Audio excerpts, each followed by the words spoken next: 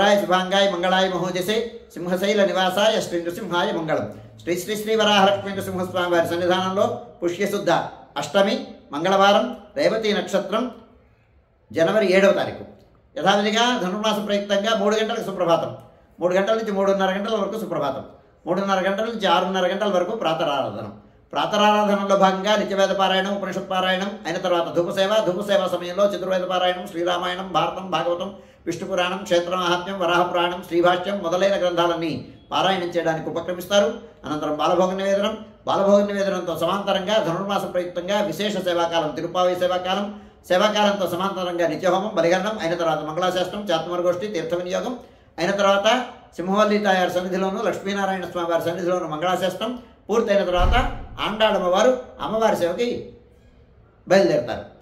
బేడా తిరువిధి మహోత్సవాన్ని పూర్తి చేసుకున్న తర్వాత ఆండాళ్ సన్నిధికి వేయించేసిన తర్వాత అక్కడ విశేషారాధనం నివేదనం శవకాలం చాతుమరగోష్ఠి తీర్థ వినియోగం అయిన తర్వాత ఆనాటి పాసుర వ్యాఖ్యాన విశేషం విన్నపం అయిన తర్వాత అమ్మవారు ప్రధానాలయంలోకి వేయించేసిన తర్వాత వైలారగింపు ముద్గానం నివేదనం అయిన తర్వాత ఆళ్వార్ సన్నిధిలో విశేషారాధనం నివేదనం శవకాలం చాతుమరగోష్ఠి తీర్థ వినియోగం అయిన తర్వాత రాజభోగ నివేదన చుట్టు సన్నిధుల్లో నివేదనం పూర్తి చేసుకున్న తర్వాత మంగళ నీరాజనం అయిన తర్వాత లక్ష్మీనారాయణ స్వామి వారు వ్రతమండపంలోకి వేయించేయటం అయిన తర్వాత గోవిందరాజస్వామి ఉభయ దేవేరులతో కూడి బంగారు తొడుక్కిపై అయ్యవారి సేవ బేడా తిరువిధి మహోత్సవాన్ని అనుగ్రహిస్తారు. బేడా తిరువిధి మహోత్సవం సుమారుగా 8 గంటల వరకు జరుగుతుంది. అయిన తర్వాత ఆస్థాన మండపంలోకి వేయించేసిన తర్వాత ఆస్థానంలో విశేష ఆరాధనం ధూపదీప సమర్పణం అయిన తర్వాత అధ్యాపక స్వామికి శఠార సమర్పణం అయిన తర్వాత దివ్య ప్రబంధ సేవాకాలం ఆరంభమవుతుంది.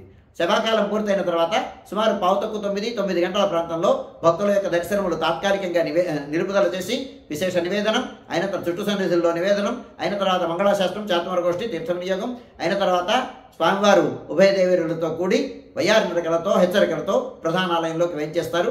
ఇంతటితో అయ్యవారి సేవ ఉత్సవం పూర్తవుతుంది. పగల్పత్తు ఉత్సవం అయిన తర్వాత మధ్యాహ్నం 2:30 గంటల వరకు సర్వదర్శనం కొనసాగుతుంది.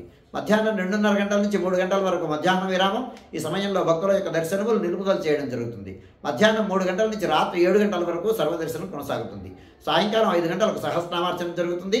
రాత్రి 7 గంటల నుంచి 8:30 గంటల వరకు రాత్రి ఆరాధనలో భాగస్వాములు కాగోరు వారు దానికి తగిన రుసుము చెల్లించి సంప్రదాయ వస్త్రధారణతో పరిమిత సంఖ్యలో భాగస్వాములు కావచ్చు. రాత్రి 8:30 గంటల నుంచి 9 గంటల వరకు సర్వదర్శనం కొనసాగుతుంది. 9 గంటలకు ఏకాంత సేవ కవాట బంధనంతో ఈనాటి కార్యక్రమం సుసంపన్నమవుతుంది.